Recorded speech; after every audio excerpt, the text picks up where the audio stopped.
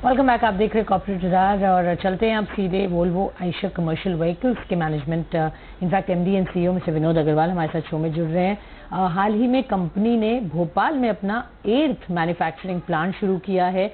उस पर जानेंगे क्या आगे योजनाएं हैं और किस तरीके का डिमांड और आउटलुक आगे दिख रहा है। मिस्टर अग्रवाल, बहुत बहुत धन्यवाद आपका। स्वागत है जी बिजनेस पर। ये प्लांट जो आपने 8th मैन्युफैक्चरिंग प्लांट भोपाल में सेटअप किया है उसके बारे में डिटेल्स दीजिए सर। क्या कैपेसिटी है, कितनी इन्वेस्टमेंट्स की गई हैं और किस तरीके का आउटपुट वहां से आप एक्सपेक्ट कर रहे हैं सर? धन्यवाद Swati, very nice talking to you. Bhopal में जो हमारा जो नया प्लांट जो हमने लगाया है, ये 8वां प्लांट है जैसा कि आपने बताया मध्य प्रदेश। वैसे हमारा ये 10वां प्लांट है ओवरऑल वीसीवी में। तो जहाँ पे हम जो 4 से 11 टन की जो गाड़ियाँ हैं वो बनाएंगे वहाँ पे प्रो 2000 सीरीज। जैसा कि आप जानते हैं प्रो 2000 सीरीज हमने नई सीरीज लॉन्च करी थी ये, और ये बहुत ही मॉडर्न ट्रक है ये। और इसमें हमने 2 नए कैबिन लेके आए थे और 2 नए इंजन, 2 लीटर और 3 लीटर के इंजन हैं। तो इसमें ना कि सिर्फ डोमेस्टिक मार्केट का इसमें बहुत पोटेंशियल है और इसमें एक्सपोर्ट का बहुत पोटेंशियल है। तो इसमें हमारी टोटल कैपेसिटी 40,000 की है 2 शिफ्ट बेसिस पे। और इसके अलावा जैसा कि आप जानते हैं पीतमपुर में हमारा जो प्लांट है वहाँ पे हमारी कैपेसिटी है 90,000 ट्रक्स की, और वहाँ पे हम बनाएंगे मीडियम ड्यूटी और हैवी ड्यूटी ट्रक्स, जैसा कि प्रो 3000 सीरीज है, प्रो 6000 सीरीज है और प्रो 8000 सीरीज है। तो दोनों प्लांट मिला के हमारी कैपेसिटी हो जाएगी 1,30,000। तो इससे हमारी जो कंपनी की जो फ्यूचर में जो रिक्वायरमेंट्स आएंगी, हमारी जो ग्रोथ की जो रिक्वायरमेंट है, तो वो बहुत अच्छी तरह से मीट होंगी। और हमारा ये भोपाल प्लांट जो है ये बहुत ही अत्याधुनिक मॉडर्न प्लांट है। इंडस्ट्री 4.0 प्रैक्टिसेस के ऊपर लगाया गया है। इसमें बहुत लेटेस्ट मैन्युफैक्चरिंग टेक्नोलॉजी बहुत बढ़िया है। तो इससे हमारी प्रोडक्टिविटी बहुत बढ़ेगी। ओके, प्रोडक्टिविटी बढ़ेगी। 40,000 की कैपेसिटी है यहाँ पर और आप एक्सपोर्ट के लिए अच्छे से इसको यूज़ करेंगे। But incremental market share sir कितना हो जाएगा इसके, इस पर्टिकुलर प्लांट पे आप ऑपरेट करेंगे उसके बाद? और दूसरा, कौन से नए मार्केट्स आप टारगेट कर रहे हैं एक्सपोर्ट्स में? कितना इसमें से एक्सपोर्ट के लिए जाएगा? क्या एग्जैक्टली नंबर्स आप बता सकते हैं? मार्केट शेयर में जो हमारा जो बहुत फोकस्ड अप्रोच है, जैसा कि आपको मालूम होगा कि हमारा light and medium duty trucks में हमारा जो मार्केट शेयर अभी है वो 32% के करीब है, और हमारा हैवी ड्यूटी ट्रक्स में मार्केट शेयर अभी 8% के करीब है, और बसेज में हमारा अभी करंट मार्केट शेयर 25% के करीब है। तो ओवरऑल हमारा मार्केट शेयर जो है उसमें लगातार हम बढ़ोतरी करेंगे, धीरे धीरे स्टेप बाय स्टेप अप्रोच।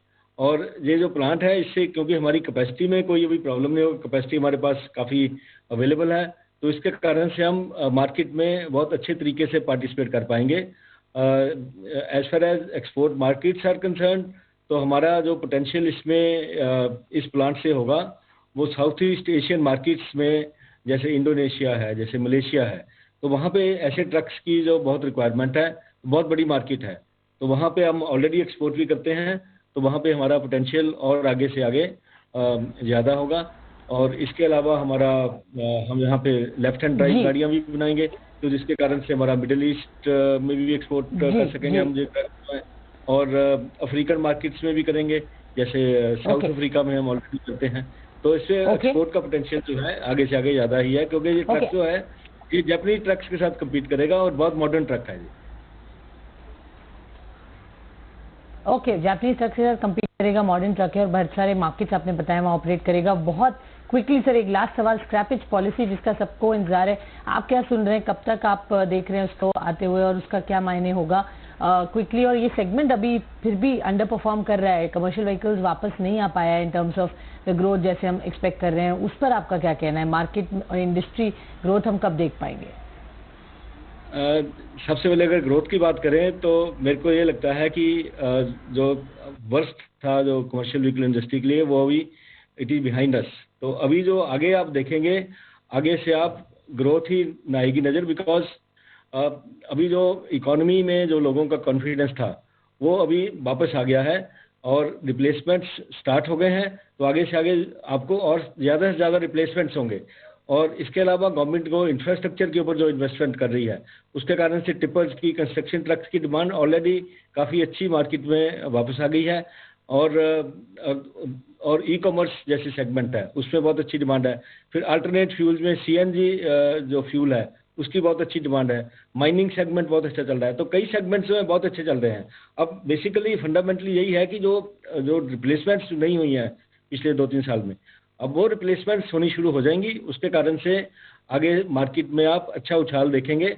और जैसा कि पिछले साल ही मार्केट हमारी काफ़ी डाउन थी और 18-19 में हमारा जो मार्केट था वो पीक पे था। 18-19 में अगर आप स्मॉल कमर्शियल व्हीकल हटा देते हैं तो 18-19 की मार्केट हमारी 5 लाख 5.5 लाख, ओके, तो 5.5 लाख के अगेंस्ट पिछले साल मार्केट जो है 40% ड्रॉप हुई थी।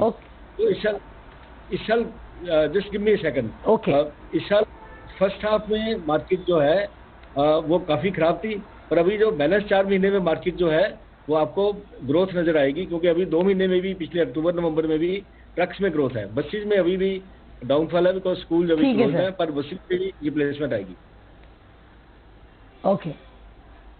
ओके, ग्रोथ आएगी, आप उम्मीद रख रहे हैं। बहुत बहुत धन्यवाद सर हमसे बात करने के लिए और हमसे जुड़ने के लिए, आउटलुक बताने के लिए कंपनी का और आगे इंडस्ट्री का। चलिए इस नोट पर एक छोटा सा ब्रेक लेते हैं और ब्रेक के बाद खबरों का सिलसिला जारी रहेगा।